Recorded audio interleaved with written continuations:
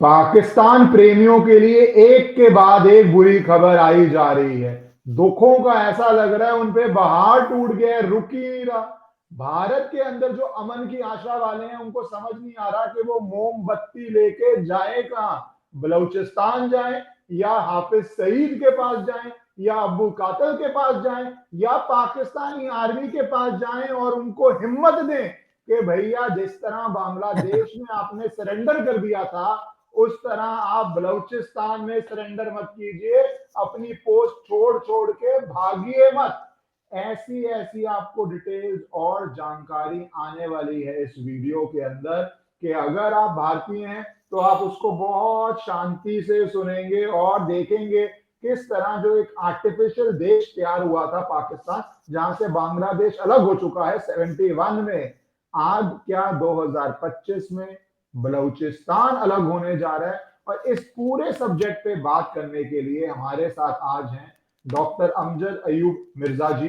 वो UK based हैं, 30 साल से एग्जाइल में है क्योंकि पाकिस्तानी इंटेलिजेंस को इनसे ऐसी प्रॉब्लम है, इतनी नफरत है कि ये सच ले आते हैं दुनिया के सामने। ये जो एक्चुअल चीजें हो रही हैं जो पाकिस्तान मीडिया नहीं चाहता आपके तक पहुंचे, इनके रिसोर्सेज से, इनके कॉन्टैक्ट से ये पब्लिक आई में ले आते हैं। और ओरिजिनली ये पाकिस्तानी ऑक्युपाइड जम्मू एंड कश्मीर से हैं, पर अब 30 साल से बाहर यूरोप में रह रहे हैं। और वहां रह के पाकिस्तान मीडिया तो जब तक बांग्लादेश का सरेंडर डॉक्यूमेंट हो रहा था कह रही थी कि पाकिस्तान आर्मी तो नई दिल्ली पहुंच गई है। सच क्या था बाद में पता चलता है। तो सच क्या है वो मिर्जा साहब आपको बताएंगे। और मैं उनका धन्यवाद करता हूं कि वो पहली बार हमारे चैनल पे आए हैं, इसके बाद आते रहेंगे। तो मैं उनके ट्वीट से स्टार्ट करना चाहता हूं मिर्जा साहब, उसके बाद आप प्लीज एक्सप्लेन शुरू कीजिए। उन्होंने एक ट्वीट किया जिसने धमाल मचा दिया। Pakistani soldiers abandon their post in Chagi in Balochistan, or escape और वेपन्स छोड़ के जा रहे हैं। मास स्केल डेजिटेशन हो रही है बलूचिस्तान में। Directorate general of Balochistan notification दे रहा है कि अगर कोई फाइट करने से रिफ्यूज करेगा तो उसको सजा मिलेगी। पाकिस्तानी आर्मी छोड़ के मारी। तो मिर्जा साहब पूरी सिचुएशन से पहले आप इमीडिएट पे अगर हम शुरू करें कि ये क्या हुआ है, पाकिस्तानी आर्मी, प्रोफेशनल आर्मी कहती है अपने को, क्यों छोड़ के भाग रही है, पूरी सिचुएशन क्या आप आराम से बताइए। देखिए, जब भी कोई युद्ध होता है तो उसमें जब फौज उतरती है तो वो सिर्फ उस वक्त तक ही बहादुर होती है जब तक सामने वाला गोली न चलाए, जब तक सामने का टैंक नजर ना आए, जब तक सामने से गोलाबारी ना हो, उस वक्त तक वो बहादुर होती है। दूसरी बात ये होती है कि जो फौज युद्ध कर रही है उसके पास युद्ध का कोई मकसद है, कोई उसके पास ऐसा प्रिंसिपल स्टैंड है जिसके लिए वो मर मिटने के लिए तैयार है। तो आप खुद ही मुझे बताइए भंडारी साहब कि पाकिस्तान की फौज किस स्टैंड के लिए लड़ेगी, कौन से प्रिंसिपल के लिए लड़ेगी? कि पाकिस्तान के फौजी जनरलों से लेकर नीचे सिपाही तक सब करप्ट हैं, सब रिश्वत खाते हैं, सब करप्शन करते हैं। जो इनकी सीएसडी की स्टोर्स होते हैं, कंटोनमेंट डिपार्टमेंटल स्टोर, सीएसडी जिसको बोलते हैं, वहां पे जो राशन आता है, जो सामान आता है, उसमें वहां पे जो काम करने वाले मजदूर होते हैं वो करप्शन करते हैं, जो कॉन्ट्रैक्ट पे सिविलियंस इन्होंने भर्ती किए होते हैं। एक सिपाही ने छुट्टी जाना होता है तो वो अपने सूबेदार को या हवलदार को जो है वो रिश्वत के तौर पर या मुर्ग ला कर दे देगा कि सर ये मुर्ग है, और कहेगा थैंक यू, तो वो कहेगा सर छुट्टी चाहिए। समझे कि नहीं? तो या उसको कोई शलवार कमीज का सूट ला देगा और कहेगा सर छुट्टी चाहिए। तो करप्शन हर लेवल पर करप्शन है। तो एक करप्ट आर्मी जब माली करप्शन करती है, यानी फाइनेंशियल करप्शन में शामिल हो जाती है, तो वो फिर मॉरली भी करप्ट हो जाती है। अब ये आप कहें कि अंडा पहले आया या मुर्गी पहले आई, कि ये मॉरली करप्ट पहले हुए या फाइनेंशियली करप्ट पहले हुए, तो इस पर आप बहसें करते रहें, लेकिन अब ये दोनों सूरतों में करप्ट हो गए हैं और इनके अंदर लड़ने का जज्बा नहीं है, इनके अंदर सिर्फ माल बनाने का जज्बा है। जबकि दूसरी तरफ अगर आप देखें तो बलोचिस्तान की जो अब फौजें बन गई हैं, अब तो ये प्रॉपर रेगुलर आर्मीज बन गई है ना। ये गुरिल्ला से शुरू हुए, छोटे छोटे ग्रुप्स थे, फिर ये मिलिशिया बने। अब तो 8-9 दिन पहले इन्होंने 3 दिन मीटिंग की, यानी 12 दिन पहले 3 दिन मीटिंग की, और 9 दिन पहले फिर उन्होंने ऐलान किया कि अब तमाम फौजें जो हैं वो मिल के बलोच नेशनल आर्मी बना बना लिया है उन्होंने। और अब सेंट्रल कमांड से हमले होंगे, वो सेंट्रल कमांड तय करेगी बीएलएफ ने कहाँ करना है, बीएलए ने कहाँ करना है, रेवोल्यूशनरी गार्ड्स ने कहाँ करना है, और बलूचिस्तान नेशनलिस्ट आर्मी वालों ने कहाँ हमले करने हैं। यही वजह है कि कल एक दिन में 10 डिस्ट्रिक्ट्स में 10 अटैक हुए 10? साइमल्टेनियस। जी जी जी जी बिल्कुल। आप मेरे ट्विटर पे जाके देखें, स्क्रॉल डाउन करेंगे, आपको पूरी मैं डिटेल ये मिलेगी। डॉक्टर मिर्जा, मैं यही दिखाना जो आपने ट्वीट किया उसकी ऑफिशियल नोटिफिकेशन भी दिखाना चाहता हूं, क्योंकि हाँ आपकी बात के जो पीछे नोटिफिकेशन है, अगर डॉक्टर मिर्जा इसके अंदर ये खुद कह रहे हैं कि retaliation against terrorist, all levels personal must report swiftly bravely. Army को बोलना पड़ रहा है कि आप हिम्मत से रिस्पॉन्ड करें टेररिस्ट अटैक को, ensuring that they defend themselves there post the public effectively, zero tolerance for negligence और कावर्डिस। मेरा नहीं ख्याल मैंने कभी अपनी जिंदगी में ऐसा पढ़ा है कि एक चिट्ठी लिख के बोलना पड़े कि आप घबराना नहीं, आप घबराना नहीं, आप कायर मत बनना, आप कावर्डिस मत करना, आप भागना मत, और आपको सर्वे से निकाल दिया जाएगा और आपके ऊपर एक्शन होगा अगर आप अपनी पोस्ट छोड़ के भागेंगे। जो आप अपनी, देखिए तो डॉक्टर साहब मेरा देखिए सवाल ये है कि आप थोड़ा अगर डिस्क्राइब करें कि ये जो आपने कहा बलूचिस्तान लिबरेशन एक आर्मी बन गई है, तो ये जर्नी क्या हुई? क्योंकि बहुत सारे स्प्लिंटर ग्रुप्स थे जो पाकिस्तान आर्मी के लिए डील करना इजी था, आपस की लड़ाइयां होती हैं, कौन लीड करेगा, कोऑर्डिनेशन कौन करेगा, और वो आपस की लड़ाई में उलझाना पाकिस्तान के बहुत हित में था। पर अगर सारे यूनाइट हो जाए तो वो तो फिर एक सिविल वॉर है। तो ये जर्नी भी थोड़ी आप बताइए, ऑडियंस को जानने में बहुत इंटरेस्ट होगा कैसे ये ग्रुप्स जुड़े हैं और ये कितनी बड़ी थ्रेट बन गए हैं पाकिस्तान के लिए। देखिए, Balochistan liberation army, Balochistan liberation front, Balochistan liberation army को लीड कर रहे हैं बशीर जेब बलोच साहब, जो मास्टर्स उन्होंने किया हुआ है बलोच लिटरेचर में, और उनके फादर डॉक्टर थे, तो एक पढ़े लिखे मिडिल क्लास घराने से हैं। जो बलोच लिबरेशन फ्रंट है, उसके जो लीडर हैं उनका नाम है डॉक्टर अल्लाह नजर बलोच। वो बोलान मेडिकल कॉलेज से गोल्ड मेडलिस्ट हैं, ठीक है ना। तो ये खासे पढ़े लिखे लोग, मिडिल क्लास के या lower middle class, between lower and middle class के लोग हैं, और यूथ है जो इसमें शामिल है, ये पढ़े लिखे लोग हैं, सेकुलर लोग हैं। पहली तो बात ये ज़हन में रखें कि ये जहादी नहीं है, ये रिलीजियस रेडिकलाइज्ड रिलीजियस लोग नहीं है। ये रिलीजियस है, मुसलमान हैं, नमाज रोजा करते हैं, लेकिन ये यहाँ पे बलूचिस्तान में कोई शरई निज़ाम लाने के लिए लड़ नहीं रहे। ये अपनी धरती को पाकिस्तान के जुल्म से और कब्जे से आज़ाद कराने के लिए लड़ रहे हैं, नंबर 1। नंबर 2, देखिए ये जो नोटिफिकेशन आता है ना इस किस्म का, ये हमने पहले देखा था सेकेंड वर्ल्ड वॉर में, कि जब जर्मन फौजें शिकस्त खा रही थीं, तो उस वक्त जर्मन कमांड ने ये नोटिस जारी किए थे कि अगर कोई शख्स वो मुकाबला नहीं करता और महाज छोड़ देता है, तो फिर उसके खिलाफ डिसिप्लिनरी एक्शन किया जाएगा, कोर्ट मार्शल किया जाएगा, या गोली मार दी जाएगी, या जो भी किया जाएगा। अब जिस लेवल पर मास डिसर्शंस हो रही हैं, चौकियों को लोग छोड़ छोड़ के जिस तरीके से भाग रहे हैं बलूचिस्तान में, फौजी, लेवीज के और सिक्योरिटी वाले, तो अब ये घबरा गए हैं, और इसलिए इन्होंने ये नोटिफिकेशन जारी किया है कि भाई बुजदली का जिसने मुजाहरा किया या मुकाबला ना किया अगर, तो उसके खिलाफ डिसिप्लिनरी एक्शन लिया जाएगा। ये नोटिफिकेशन साबित करता है इस बात को कि मास डिसर्शंस हो रही हैं। फिर ये है कि जिस दिन ये हाईजैकिंग हुई थी ट्रेन की, 11 तारीख को, तो फिर 11 के बाद 12 आ गई।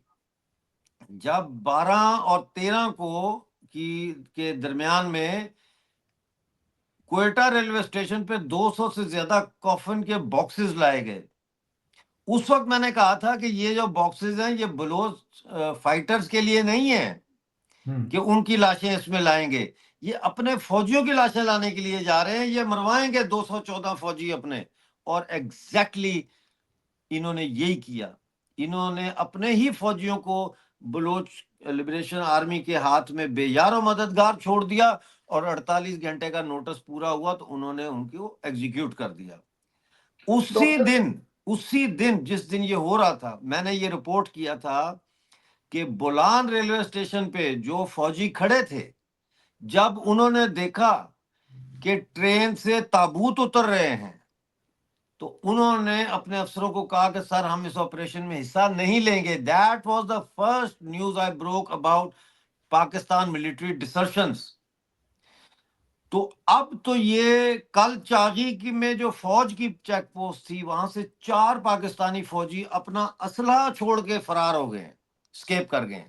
तो ये जगह जगह हो रहा है, चौकियां खाली हो गई हैं, और ये कोशिश कर रहे हैं कि ईद के फौरन बाद एक बहुत बड़ा मिलिट्री ऑपरेशन बलूचिस्तान में किया जाए।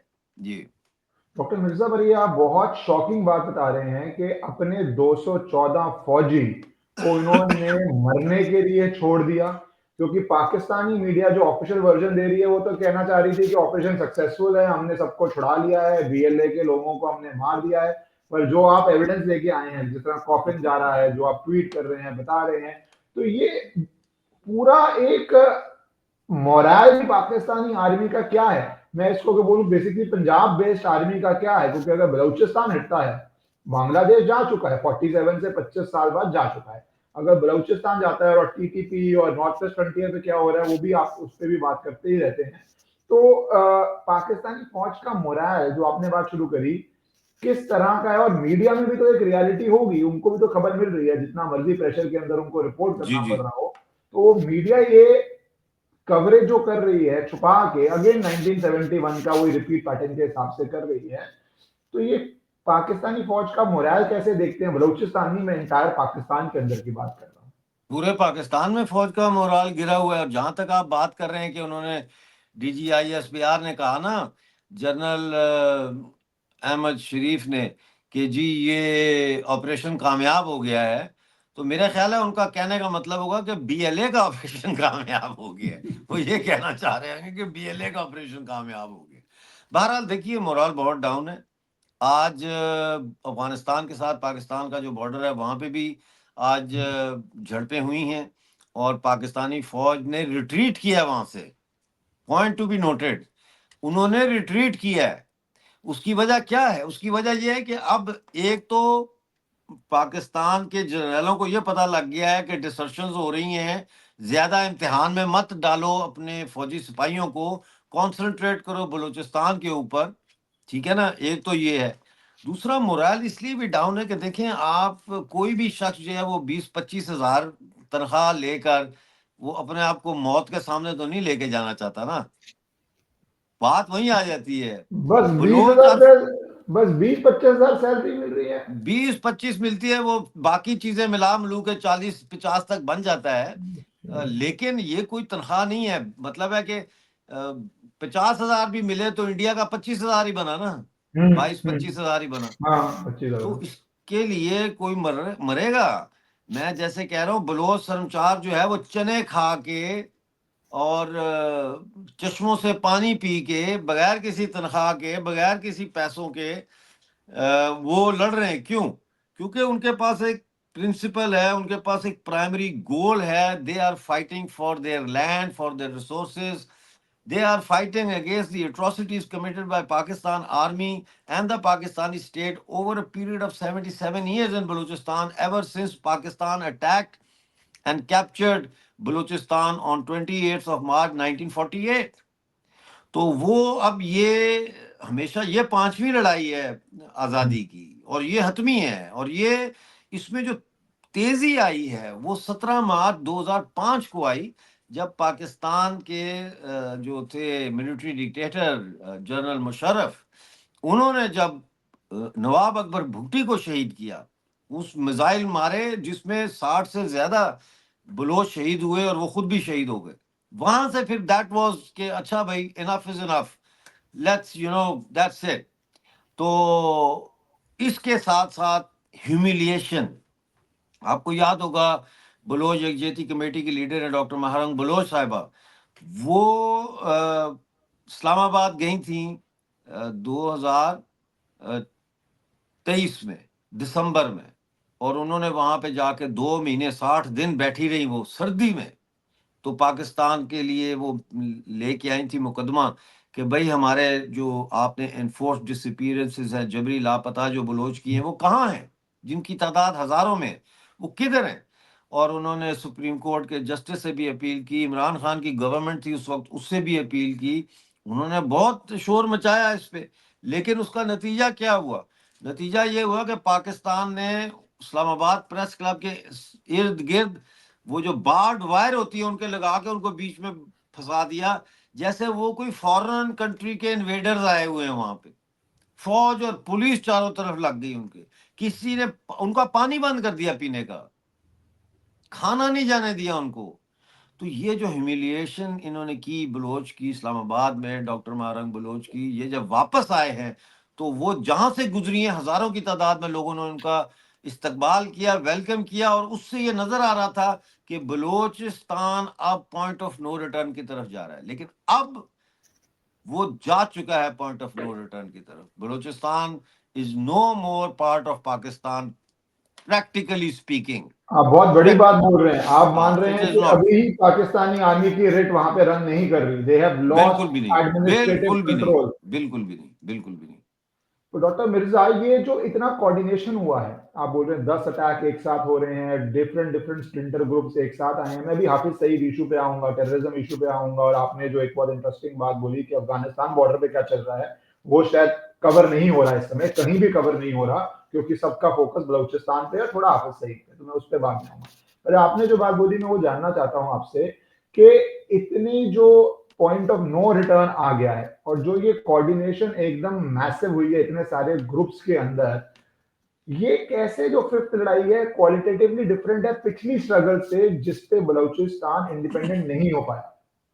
जो आपने बोला पहली हुई, दूसरी हुई, तीसरी हुई, तो इसमें क्या ऐसे आपको डिफरेंट चीजें दिख रही हैं जिसकी वजह से आपका ये कहना है कि effectively Pakistan has lost control? वो तो अब अनाउंसमेंट की बात रह गई है, कब अनाउंसमेंट आती है कि हम वहां पे अपनी आर्मी भेज भी नहीं पा रहे?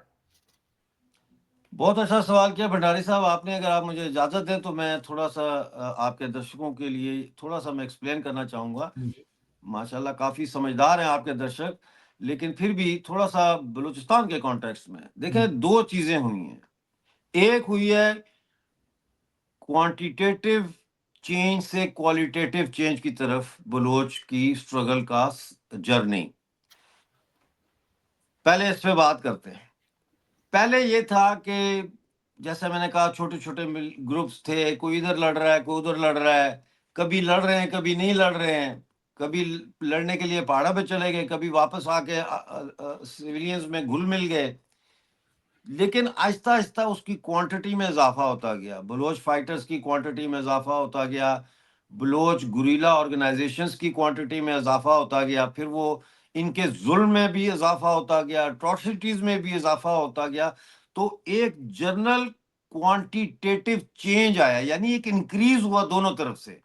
एक तरफ से जो बलोच थे फाइटर्स, उनकी तादाद में इजाफा बहुत ज्यादा हुआ, दूसरी तरफ रिप्रेशन में भी बहुत ज्यादा इजाफा हुआ। और जब क्वालिटी एक्सक्यूज मी, जब क्वांटिटी जो है वो एक खास हद तक पहुंच जाए, जैसे पानी गर्म करते हैं चूल्हे पे, तो उसके मॉलिक्यूल्स जो है वो आहिस्ता आहिस्ता गर्म होकर बुलबुले बन के ऊपर होते हैं, लेकिन एक खास टाइम ऐसे आता है जब वो क्वांटिटी मॉलिक्यूल्स की इतनी हो जाती है कि पानी क्वालिटेटिव चेंज में तब्दील हो जाता है, वो भाप बन जाती है, स्टीम बन जाती है। तो इसी तरह बलोच स्ट्रगल जो है वो क्वालिटेटिव चेंज से अब इतनी क्वांटिटी उसकी हो गई है कि अब वो क्वालिटेटिव चेंज में तब्दील हो गया है। और उसमें हम ये देख रहे हैं कि उनकी फाइटिंग क्वालिटी और उनकी स्ट्रेटेजिक क्वालिटी और उनकी जो अपर हैंड है पाकिस्तान के ऊपर, उस क्वालिटी में भी तब्दीली आ गई है, और वो स्टेज पे आ गए जिसको हम नेशनल लिबरेशन स्ट्रगल्स में ड्यूल पावर की स्टेज कहते हैं, जहां अप्रेसर और अप्रेस्ड की मिलिट्री पावर बराबर हो जाती है, और उसके बाद वो फिर अप्रेसर के फेवर में टिल्ट हो जाती है। इस वक्त अप्रेसर की फेवर में टिल्ट हो गई है, लेकिन अभी उसका फाइनल जो रिजल्ट है वो देखना बाकी है। एक तो ये है। दूसरा जो पहलू है वो ये है कि individual will say universal will की जानिब का जर्नी। अब इंडिविजुअल विल ये होती है कि पहले थोड़े लोग, कुछ लोग, पढ़े लिखे लोग या सियासी लीडर या वर्कर्स जो हैं, वो उनकी इंडिविजुअल विल थी। वो चाहते थे कि यार बलूचिस्तान आज़ाद हो जाए या जान छूटे पाकिस्तान से, या जो भी उनका नैरेटिव था, लेकिन वो इंडिविजुअल विल तक लिमिटेड था। यहाँ पे भी वही फार्मूला अप्लाई होता है क्वांटिटेटिव चेंज से क्वालिटेटिव चेंज का। वो धीरे धीरे पाकिस्तान के जुल्म से वो इंडिविजुअल विल जो थी उसमें इजाफा होता गया, वो बढ़ती चली गई, इंडिविजुअल विल वो बढ़ती चली गई, और वो फिर एक स्टेज ऐसी आई जब वो यूनिवर्सल विल में चेंज हो गई, कन्वर्ट हो गई।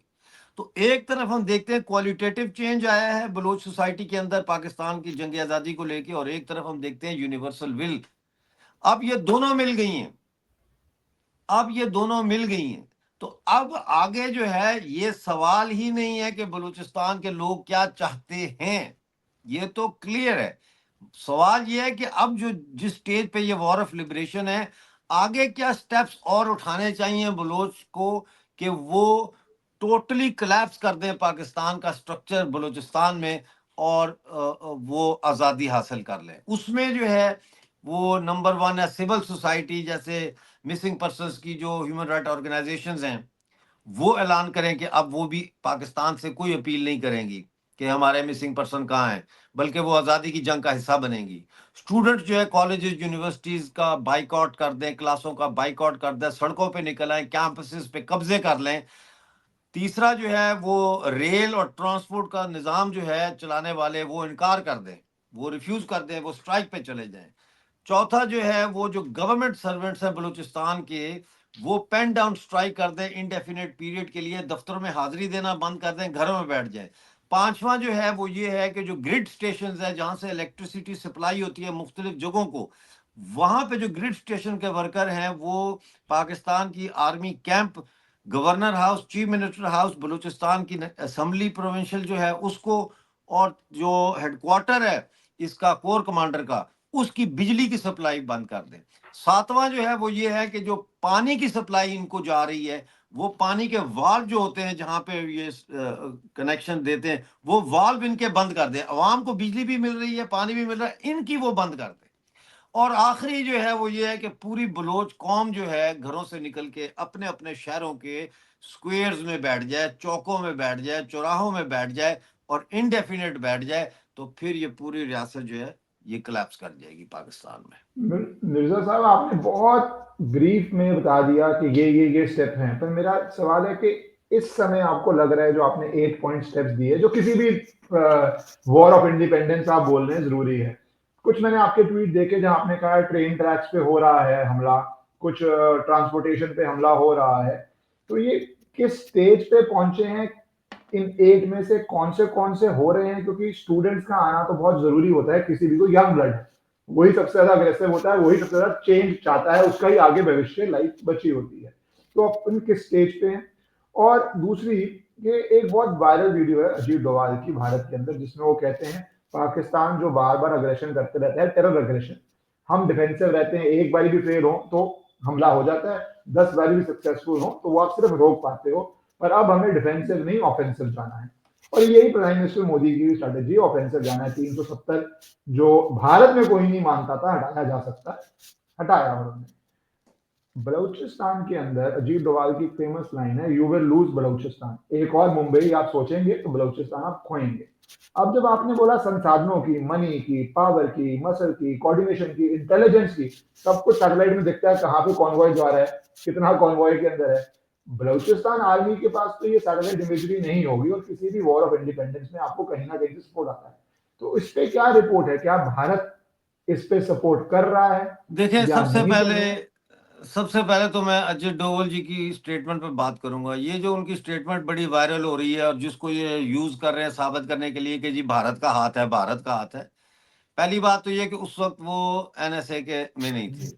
दूसरी बात, उस वक्त बीजेपी की गवर्नमेंट नहीं थी और ना ये उसका हिस्सा थे, ठीक है। वो एक सेमिनार से खिताब कर रहे थे। अब वो कह क्या रहे हैं, वो ये कह रहे हैं कि उल्लू के पट्ठो, अगर तुम कश्मीर पर इतना फोकस करोगे और कश्मीर में तुम घुसपैठ करोगे, तुम्हारा पूरा जो आर्मी का फोकस है वो कश्मीर पे है, तो जो बलूचिस्तान में जो इंसर्जेंसी चल रही हैं उसकी वजह से बलूचिस्तान खो दोगे तुम।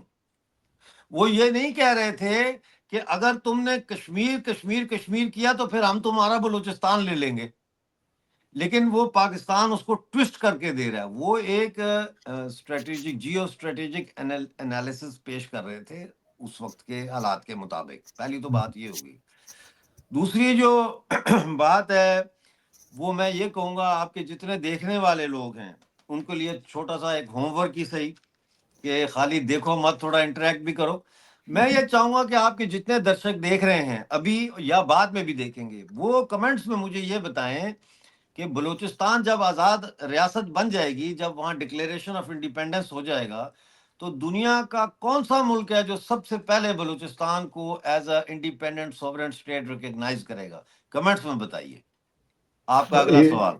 ये बहुत इंटरेस्टिंग सवाल छोड़ा है आपने। तो ये लोगों को देखते हैं, लोगों की जियो पॉलिटिकल समझ के हिसाब से क्या क्या कमेंट्स आते हैं। मेरा दूसरी जो बात मैं कहता हूँ कि चाइना का वहां पे बहुत हिस्टोरिकली रोल रहा है। पूरा उनको पोर्ट डेवलप करना था, इंफ्रास्ट्रक्चर करना था। चाइना का क्या रोल चल रहा है इस पूरी स्ट्रगल के अंदर? उसका जो इकोनॉमिक इन्वेस्टमेंट है, उसको जो इकोनॉमिक रिटर्न की एक्सपेक्टेशन थी, और उसके हित में है एक हद तक कि पाकिस्तान बलूचिस्तान पे कंट्रोल रखे। अगर वो छूटता है तो पाकिस्तान एक वायबल एंटिटी ही नहीं बचती, क्योंकि 44% लैंड मास तो बलूचिस्तान का है। अफगानिस्तान पे मैं अपने अगले सवाल पे आऊंगा, क्योंकि आपने अफगानिस्तान की बात भी करी। तो चाइना का क्या रोल चल रहा है? बड़ी पावर्स का रोल हमेशा रहता है, उनको अपने स्ट्रेटेजिक इंटरेस्ट हर जगह देखने हैं। देखिए, चाइना के बारे में हमें दो चीजें समझनी चाहिए मुख्तसर, इन शॉर्ट। वो कहते हैं कम्युनिस्ट इनकलाब था या जो भी इनकलाब था, मैं उस बहस में नहीं पड़ता लेबलिंग की, लेकिन वो एक नेशनलाइज्ड इकोनॉमी थी, ठीक है। और कई डेकेड्स तक nationalised economy, controlled protectionist economy उन्होंने रखी। और उन्होंने अपनी जो कॉटेज इंडस्ट्री है, मिडिल इंडस्ट्री है, स्मॉल इंडस्ट्री है, उसके बाद हैवी इंडस्ट्री है, उसको उन्होंने एम्पावर किया। साथ एग्रीकल्चर पर उन्होंने तवज्जो दी। चूंकि उनकी स्मॉल और हैवी इंडस्ट्री डेवलप हो रही थी, तो साथ साथ मशीनरी के लिए भी उनको किसी पे भरोसा नहीं था। वो मशीनरियां बना बना के एग्रीकल्चर के मशीनरियां भी बना रहे थे, हर चीज बना रहे थे। तो वो उन्होंने फाउंडेशन रखी नेशनलाइजेशन करके, एक ऐसी इकोनॉमी की जो स्टेबल हो गई, ठीक है। वरना चाइना तो 1949 से पहले बिल्कुल ही खाली फारग था। हम्म। हम्म। उस बेसिस पे फिर चाइना ने 1984 में तन शाओपिंग की गवर्नमेंट जब आई, तो उन्होंने फिर लिबरलाइजेशन को खोला। और उन्होंने एक शिकागो के बहुत बड़े इकोनॉमिस्ट थे, जिनकी किताबें भी लिखी उन्होंने, मिल्टन फ्रिडमैन। उन्होंने मिल्टन फ्रिडमैन का जो कॉन्सेप्ट है unbridled unfettered capitalism market economy का, उसको चाइना में उसके कुछ असूल ला के, तो उन्होंने फिर शंकन वगैरह और कुछ इलाकों में फ्री ट्रेड जोन बनाए। बाहर के मुल्कों को कहा आओ, यहाँ कोई ट्रेड यूनियन नहीं होगी, कोई टैक्स नहीं होगा, 25 साल के बाद जो कुछ टेक्नोलॉजी है वो हमारी होगी, ठीक है ना। तो ये मुआहदे उन्होंने शुरू किए और फिर उन्होंने लिबरलाइजेशन शुरू की, और फिर वो एक नेशनल कैपिटलिस्ट कंट्री से एक इंपीरियलिस्ट, इंटरनेशनलिस्ट इंपीरियलिस्ट कंट्री बन गया। और ये जो इकोनॉमिक एक्सपेंशन क्या है, कि ये सॉफ्ट तरीका है ना कहने का, इंपीरियलिज्म ना किसी को कहना हो तो कहते हैं जी ये इकोनॉमिक एक्सपेंशन हो रही है। भाई, हम्म। Economic expansion is imperialism, that's the basis of imperialism, ठीक है ना। तो ईस्ट इंडिया अब कंपनी पूरी कंपनी इकोनॉमिक एक्सपेंशन के लिए तो आई थी। बिल्कुल, क्या तो था वो? अब ये चाइना के जो विजा विज बलूचिस्तान जो इंटरेस्ट हैं वो थ्रेटन हो रहे हैं बहुत बुरी तरह से। हम्म। सिर्फ उस चाइना के नहीं, सऊदी अरेबिया के भी, क्योंकि सऊदी अरेबिया ने भी बिलियंस ऑफ डॉलर्स जो है वो बलूचिस्तान की गोल्ड माइंस में और गैस में और इन चीजों में वो किए हुए प्लेज, कैनेडियन इन्वेस्टमेंट है बहुत बड़ी वहां पे बलूचिस्तान में, और and so on and so fourth. तो अब दो रास्ते हैं चाइना के पास। एक तो ये है कि पाकिस्तान की फौजों के साथ चाइना की भी फौजें उतरें बलूचिस्तान में, और एक प्रॉपर जिसे कहते हैं ना इंपीरियलिस्ट वॉर, वो स्केल पे वहां पे शुरू हो। दूसरा ये है कि अगर चाइनीज थोड़ा अकलमंदी से काम लें तो वो इस वक्त पाकिस्तान को अबेंडन कर दें और वो बलोचों के साथ निगोसिएशन शुरू कर दें, और हो सकता है वो कर भी रहे हो, आई डोंट नो, और उनसे कहें कि ठीक है आप बलूचिस्तान को आज़ाद करें, हम आपको रिकग्नाइज करते हैं, और ये हम हमारे कॉन्ट्रैक्ट्स और ये हैं, आपको इतना मिलेगा। तो वो पैसा जो पाकिस्तान लूट रहा है अगर बलोच को मिलना शुरू हो जाए तो उनको तो कोई इतराज नहीं है सी पैक पे। उनका तो इतराज ही ये है कि आपने ये कहा था कि सी पैक के जो प्रोजेक्ट्स हैं उनमें लोकल बलोच को एम्प्लॉय किया जाएगा, बलूचिस्तान को रेवेन्यू मिलेगा, बलूचिस्तान में डेवलपमेंट होगी। लेकिन इनमें से तीनों में से एक चीज भी आपने नहीं की, आप तो बल्कि और भी लूटना शुरू हो गए हमें। तो ये देखना पड़ेगा कि चाइना का क्या रोल बनता है इस खित्ते में। दूसरी तरफ इंडिया और चाइना को अमेरिका नजदीक कर रहा है, तो इसलिए अगर इंडिया बलोच लिबरेशन को फेवर भी करे और चाइना भी फेवर करे तो फिर पाकिस्तान के तो कपड़े उतर गए, फिर तो पाकिस्तान का कुछ नहीं हो सकता। और मुझे लगता है कि कहीं ना कहीं इंडिया, क्योंकि चाइनीज अब इंडिया की तरफ आ रहे हैं, इंडिया नहीं जा रहा चाइना की तरफ। डोनाल्ड ट्रंप का जो टैरिफ वॉर है उसको देखते हुए इंडिया के पास चीन चल के आ रहा है। उनके फॉरेन मिनिस्टर वांग यी ने बयान भी दिया है इस हवाले से कि let the dragon and the elephant dance together, ठीक है ना। तो चाइना अगर इंडिया के पास करीब आता है तो बहुत सारे रीजनल जो टेरिटोरियल इश्यूज हैं, डिस्प्यूट्स हैं, वो भी रिजॉल्व होने होंगे। क्योंकि नहीं डॉक्टर मिर्जा, जो यूएस कर रहा है या डोनाल्ड ट्रंप कर रहा है वो इफेक्टिवली वर्ल्ड वॉर 2 के बाद जो पूरा ग्लोबल ऑर्डर था फ्री ट्रेड का, one world one village one city, वो सबको करके जब मेरी टैरिफ वॉर शुरू हो गया, या टैरिफ पॉलिसी होगी, वॉर भी क्यों बोले, टैरिफ पॉलिसी शुरू हो गई, तो वो इकोनॉमिक ऑर्डर तो पूरा वर्ल्ड का चेंज हो रहा है। इकोनॉमिक ऑर्डर चेंज होते ही बाकी सब कुछ भी चेंज होगा ही होगा। लोगों को नई मार्केट्स देखनी पड़ेंगी, नई मैन्युफैक्चरिंग, नई रिश्ते देखने पड़ेंगे जहां पे ट्रेड कर पाए। तो वो तो एक बहुत बड़ी ग्लोबल पिक्चर होगी। और बलूचिस्तान के अंदर जैसे आपने कहा रिचेस्ट है नेचुरल रिसोर्सेज में, पर हाईएस्ट इन्फेंट मोर्टेलिटी रेट है, हाईएस्ट मैटरनल मोर्टेलिटी रेट है, लोएस्ट लिटरेसी रेट है। गैस रेवेन्यू जितना प्रॉमिस किया गया उनको उतना मिलता नहीं है, रिसोर्सेज का जो रेवेन्यू है वो शेयर मिलता नहीं है। तो उनके ग्रीवियंसेस तो ये सारी एक तरफ लगी रह हो रही है। पर अभी आपको नहीं लगता कि चाइना ऑल इन जाएगा बचाने के लिए पाकिस्तान आर्मी के साथ बलूचिस्तान? बिकॉज मेरे को जो लगता है वो ये रिस्क चाइना के दिमाग में है। बलूचिस्तान जाने के बाद can Pakistan survive as a entity? क्या पाकिस्तान नाम की एक एंटिटी रह सकती है अगर बलूचिस्तान भी माइनस कर दिया जाए? 47 से बांग्लादेश हो गया, अब ये हो गया, एंटिटी वो सर्वाइव कर पाएगी? और जो पाकिस्तान के अंदर भी कहते हैं इकोनॉमिक हालत है, वहां का युवा भी परेशान है एंड ऑफ द डे, या जो 20-20 साल से लोग स्ट्रगल कर रहे हैं इनकम के लिए, तो वो इमरान खान का अपना ही चल रहा है वो पूरा, जो वहां पे उसके सपोर्टर्स का एक एंग्विश है, पीड़ा है, जो भी है। तो do you see, my last question Balochistan and then we will go to Afghanistan, कि क्या हो रहा है कि can Pakistan survive without Balochistan? Well, once Balochistan is liberated, I think Pakistan is going to descend into total chaos. And for a long time, it will be like Syria. Different warring groups will be controlling different parts of the country, especially in KPK. And I think that Pakistani state, it will weaken in Sindh province as well. And in Punjab, I don't see any big changes, but in Punjab will become the hub of terrorism, again. And let's see, let's hope and see. We can't, speculate. और हजारों ख्वाहिशें ऐसी कि हर ख्वाहिश पे दम निकले, तो वो वाला हिसाब है इस वक्त। तो देखते हैं क्या होता है, लेकिन बहुत खराबी होगी, टेरेबल डॉक्टर होगा। मिर्ज, अच्छा आपने जो टेररिज्म की बात की, हब बन जाएगा, उससे हाफिज सईद का जो पूरा प्रकरण हुआ है, उससे पहले भी 2 साल से अननोन मैन जो चल रहा है मीडिया में कि अननोन मैन है, कोई टेररिस्ट मरता है, कोई मरता है, 15-20 की लोग लिस्ट निकाल चुके हैं। हाफिज सईद पे 2 व्यूज हैं, कुछ लोग कहते हैं अलाइव है, कुछ लोग कहते हैं कि मर भी जाएगा। तो कहाँ पाकिस्तान मान सकता है मर गया है? हिस्टोरिकली भी बहुत बारी लोगों ने मरे हुए जनरल्स को जीवित रखा है, महीनों को, सालों तक, और वो टेररिज्म का एक तरह से जनरल है, एक चेहरा तो है ही है, अब इफेक्टिव जितना भी हो नहीं हो। तो आपके जो अननोन स्ट्रैटेजी है, ये क्या प्ले आउट कर रही है पाकिस्तानी मीडिया में, पाकिस्तानी एस्टैब्लिशमेंट के लिए, और टेररिस्ट नेटवर्क्स के अंदर इसका कितना भय या खौफ पै रहा है? क्योंकि मेरे ख्याल से पहली बार ही हुआ है भारत पाकिस्तान हिस्ट्री में कि टेरर मास्टरमाइंड्स पाकिस्तान के अंदर, कुछ भी रीजन से आप बोलिए कि इंडिया का प्लान है, बोलिए उनकी आपस की राइवलरी है, जो भी रीजन है, पर एक एक करके मर रहे हैं। तो इस पे पूरा क्या चल रहा है पाकिस्तान के अंदर, प्लीज बताइए। देखें भंडारी जी, when an asset loses its worth, it becomes a liability. Nobody wants to carry a liability on their shoulders.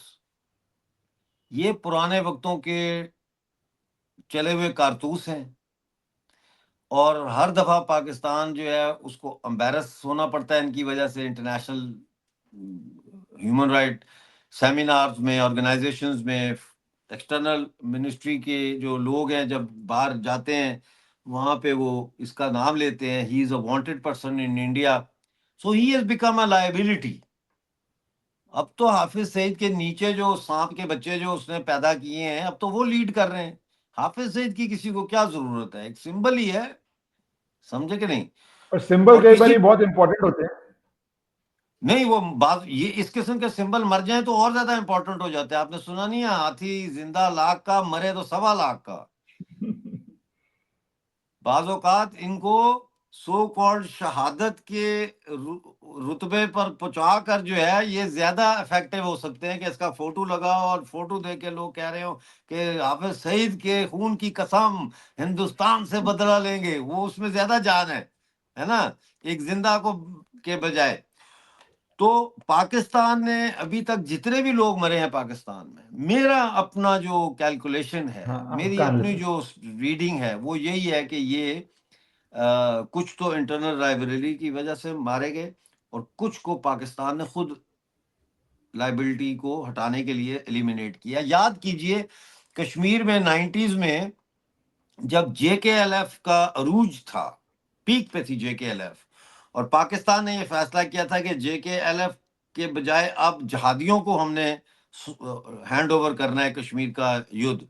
तो कैसे जहादियों के जरिए, हिजबुल मुजाहिदीन के जरिए उन्होंने कितने जेकेएलएफ के लोग मरवाए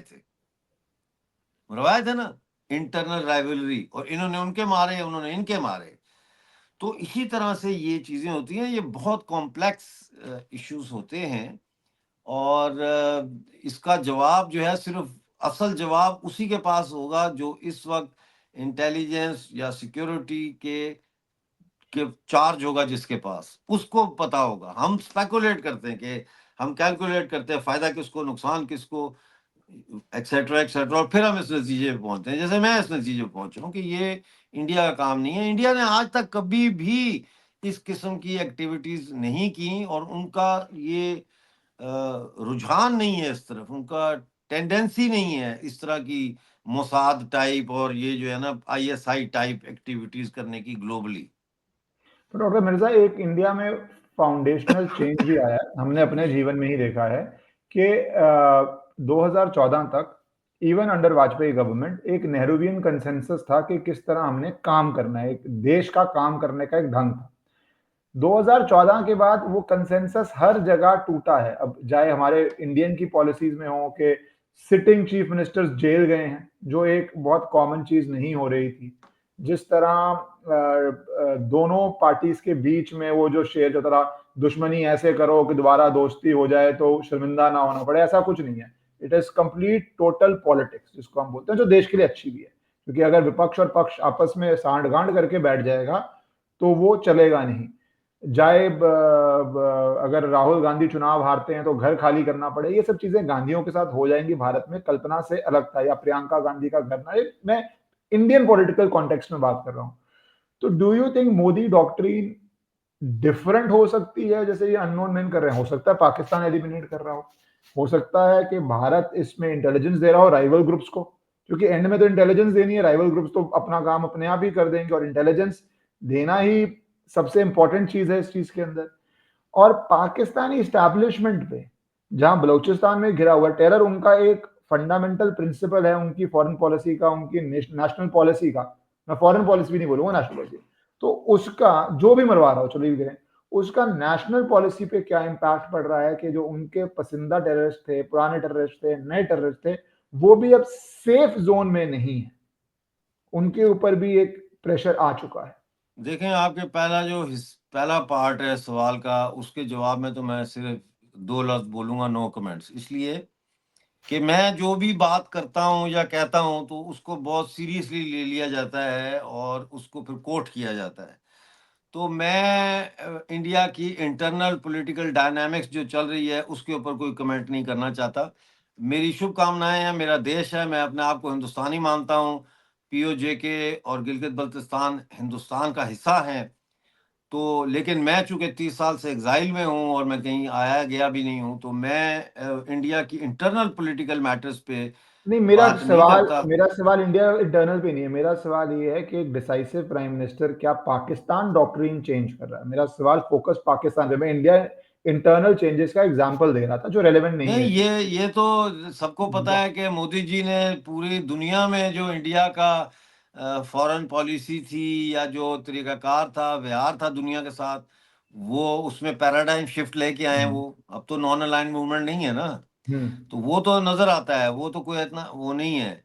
लेकिन ये कि ये गांधी को का घर ले लिया या इस तरह की पैटी चीजों के ऊपर मैं कमेंट करूं तो आई नहीं नहीं, विल मैं पोलाइटली। उस हाँ हाँ, नहीं नहीं, मैं इससे पूछ रहा हूँ आपको सिर्फ कि अननोन मैन जो स्ट्रैटेजी चल रही है, इसमें आपके एनालिसिस में आप ये पाकिस्तान की इंटरनल स्ट्रगल देखते हैं, इसमें आप नहीं देखते कि भारत का कोई खास हाथ है?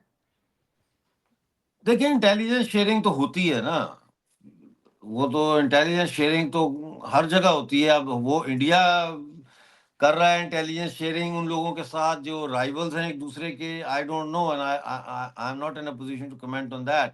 लेकिन जाहिर है फायदा तो हो रहा है इंडिया को भी कि ये पुराने जो लोग थे जिन्होंने इतना बर्बरियत की, लोग मारे, 26/11 किया, पुलवामा किया, पता नहीं क्या क्या किया, हमें खून में लथपथ कर दिया उन्होंने, तो वो अगर इस दुनिया से जा रहे हैं तो एक कंसोलेशन प्राइज तो है।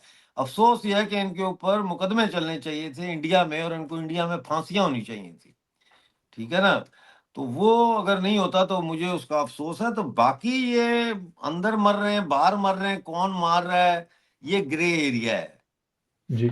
अब मैं लास्ट आना चाहता हूँ अफगानिस्तान पार्ट पे, क्योंकि पहले बहुत देर से अफगानिस्तान का चल रहा है, टीटीपी का चल रहा है, तो उस पहले आप ब्रॉड सिचुएशन को समझाएंगे कि प्रॉब्लम तो उस बॉर्डर पे थी, प्रॉब्लम तो पाकिस्तान के इंटरनल इकोनॉमिक हो या इमरान खान इशू हो, बलूचिस्तान तो एकदम से पब्लिक डिस्कोर्स में वर्ल्ड स्टेज पे पिछले कुछ महीनों से आना शुरू हो गया है। तो अफगानिस्तान प्रॉब्लम, अफगानिस्तान सिचुएशन पाकिस्तान के लिए क्या चल रही है, वो कितनी सीरियस है, डाइवोर्स्ड फ्रॉम बलूचिस्तान प्रॉब्लम? देखिए, मैं तमाम हिंदुस्तानियों से ये कहूंगा कि एक बात कभी ना भूलें कि आज के जितने भी हमारे टेरिटोरियल मसाइल हैं या कम्युनल इश्यूज हैं, ये अंग्रेज साम्राज्य की वजह से है। ये हमारे ऊपर जो कब्जा किया ईस्ट इंडिया कंपनी और फिर जो डायरेक्ट ब्रिटिश राज आया, इसके बाद सिख वॉर के बाद, 1846-47 के बाद जो क्वीन विक्टोरिया ने डायरेक्ट रूल शुरू कर दिया था, तो ये सब उसके हैं। बलूचिस्तान का मसला भी जो टेरिटोरियल इशू है, कश्मीर की स्टेट पे हमला, अफगानिस्तान के साथ पाकिस्तान बनने के बाद जो झगड़ा चल रहा है, ये सब उस जमाने के हैं। और इसके लिए हमें बहुत पीछे, मैं तो नहीं जाऊंगा, अभी इस प्रोग्राम में वक्त नहीं है, लेकिन एक हिंट दे देता हूं कि हमें 1800 से शुरू करना चाहिए, स्पेसिफिकली 1806 से, जब रूस और जार रूस की और ब्रिटिश एम्पायर इन इंडिया की ग्रेट गेम शुरू होती है, ग्रेट यहाँ ग्रे। से एग्जैक्ट ग्रेट गेम वहां से। अब होता ये है कि अंग्रेज जो है वो जार रूस का रास्ता रोकना चाहते हैं, सेंट्रल एशिया में भी और अफगानिस्तान ईरान के जरिए हिंदुस्तान तक का रास्ता रोकना चाहते हैं। वो कई दफा हमले करते हैं अफगानिस्तान के ऊपर, लेकिन वो हमले कामयाब नहीं होते, ठीक है ना। तो फिर वो अफगानिस्तान और हिंदुस्तान के दरमियान एक बाउंड्री कमीशन के तहत एक एग्रीमेंट करते हैं 1893 में, जिसको कहते हैं the agreement of Durand line, जो ड्यूरेंट ने किया था, जो उस वक्त बाउंड्री कमीशन की तरफ से रिप्रेजेंटेटिव थे लॉर्ड ड्यूरेंट, और इधर से अफगानिस्तान के किंग ने। अब वो डिफाइंड लाइन नहीं है कि उन्होंने ऐसे लाइन खींची है कागज पे कि जी ये नाला जा रहा है, नाले के उस पार आप है, इस पार हम, ऐसे नहीं है। वो कई किलोमीटर का एक पैसेज है कि भाई ये इलाका वहां से यहां तक, ये जो है ये ड्यूरेंट लाइन है, ठीक है। और वो ड्यूरेंट लाइन का एग्रीमेंट 100 इयर्स के लिए हुआ था, यानी 1893 से 1993 तक, ठीक है। और ये मुआहदा ब्रिटिश इंडिया और अफगानिस्तान के दरमियान हुआ था। जब 1947 में हमको आज़ादी मिली, उस वक्त ब्रिटिश जो क्राउन था या ब्रिटिश जो गवर्नमेंट इन इंडिया थी, उसके जितने भी एग्रीमेंट्स हुए थे प्रिंसली स्टेट्स के साथ और नेबरिंग स्टेट्स के साथ, वो नल एंड वॉइड हो गए थे, वो खत्म हो गए थे। लिहाजा 1947 में ड्यूरेंट लाइन का भी जो मुआहदा है ये फिनिश हो गया, क्योंकि ब्रिटिश इंडिया खत्म हो गया, हिंदुस्तान की भारत बन गया और पाकिस्तान बन गया। तो उसके बाद पाकिस्तान और अफगानिस्तान का बॉर्डर डिफाइन होना चाहिए था, वो ड्यूरेंट लाइन पर ही चलते रहे। लिहाजा 1993 में, इन अदर वर्ड, चलो आप 1947 को ना माने तो 1993 में भी वो 100 साल का एग्रीमेंट खत्म हो गया। तो अफगान जो है वो ड्यूरेंट लाइन को नहीं मानते, क्योंकि अफगानिस्तान तो अटक तक था, रावलपिंडी के नजदीक जितना इलाका है ये सारा अफगानिस्तान था। तो इसलिए वो कहते हैं कि ये ड्यूरेंट लाइन का हम नहीं मानते, और पाकिस्तान वहां पे बार्ड वायर लगा रहा है, कभी दीवार बना रहा है, तो वो फिर बॉर्डर के ऊपर लड़ाई होती है और वो फिर बड़ी हो जाती है, ठीक है। तो इस कॉन्टेक्स्ट में ये जंग जारी रहेगी, और जो केपीके है अफगानिस्तान के साथ जो पाकिस्तान का प्रोविंस है, मुझे लगता है आने वाले वक्त में ये भी अफगानिस्तान में जम हो जाएगा, अफगानिस्तान में चला जाएगा। जी डॉक्टर मिर्जा, तो फिर बेसिकली जो आपने पूरा व्यापक किया, पूरा एक्सप्लेन किया बलूचिस्तान से लेके अफगानिस्तान तक का, तो इफेक्टिवली ये साल या अगले 2 साल पाकिस्तान की एज ए एग्जिस्टेंट बहुत चैलेंजिंग समय आ रहा है पाकिस्तानी आर्मी के लिए, कि अफगानिस्तान प्रॉब्लम एक सेपरेट बड़ी प्रॉब्लम बनी हुई है, बलूचिस्तान एक है, और इकोनॉमी जो एक थर्ड चैलेंज है, जो एग्जिस्टिंग पाकिस्तान के अंदर भी इकोनॉमिक पैरामीटर्स किसी से छुपे नहीं है कि वो क्या इकोनॉमी की हालत है, कितने डेट एसेट्स, इकोनॉमी है ना, डेट इकोनॉमी है, डेट इकोनॉमी है, और political debt leadership, debt debt कर्जे इकोनॉमी पे है। चलने वाली। हाँ, डेट, वो चाइना ने क्या क्या लिया हुआ है, वो तो एक लंबी लिस्ट है। तो वो जी, चाइना है, आईएमएफ है, वर्ल्ड बैंक है, हाँ, और सब सऊदी रहा। अरेबिया है, और इंटरनेशनल मॉनेटरी कंसोर्शियम्स हैं, एक नहीं है। जी और जो सारे बड़े अमीर लोग हैं उन सबकी एसेट्स बाहर हैं, जितने जनरल हैं, किसका कौन से देश में लैंड है, कितने प्लॉट्स हैं, चाहे लंदन हो चाहे ऑस्ट्रेलिया हो, वो तो जी जी बड़ा चैलेंजिंग टाइम है। थैंक यू डॉक्टर मिर्जा, आपने टाइम निकाला। ये टॉपिक तो चलते रहना पड़ेगा, तो आपको जल्दी ही दोबारा इनवाइट करेंगे, प्लीज थैंक टॉपिक यू करने वेरी के लिए मच। डिस्कशन है। बहुत थैंक यू धन्यवाद डॉक्टर। भंडारी जी, आपका बहुत जी। धन्यवाद। जय हिंद। Thank you. तो देखिए, जिस तरह डॉक्टर मिर्जा बता रहे थे कि पाकिस्तान के लिए बहुत चैलेंज है, मेरा पर्सनली मानना है कि इसके पीछे बहुत सारा मोदी सरकार की मूव्स हैं। हर मूव बताई नहीं जाती, बतानी चाहिए भी नहीं इंटरनेशनल स्टेज पे, पर ये कोइंसिडेंस नहीं है कि एक साथ इतनी सारी चीजें होनी शुरू हो गई। अननोन मैन भी एकदम से ही एक्टिव हो गए हैं, जो 1947 से कभी नहीं थे। बलूचिस्तान की ये वाली स्ट्रगल इतनी सीरियस हो गई है कि आर्मी को चिट्ठी छापनी पड़ रही है कि डेजर्ट मत करना, कावर्डिस मत करना, भागना मत, बहादुरी से लड़ना, घबराने का नहीं है, बोलना पड़ जाए। और अफगानिस्तान प्रॉब्लम तो चल ही रही है। पर देखिए, मेरा तो कहना है, बांग्लादेश गया, बलूचिस्तान गया, अब पाकिस्तान का जो हिस्सा रहेगा उसका नया नाम होगा बाकीस्तान, क्योंकि बी वर्ड ने इनको बहुत तंग किया है, बांग्लादेश ने भी, बलूचिस्तान ने भी। भारत तो भारत ही है, तो पाकिस्तान को अपना नाम बाकी BAKI स्थान रख लेना चाहिए। आपके क्या व्यूज हैं नीचे जरूर डालिए।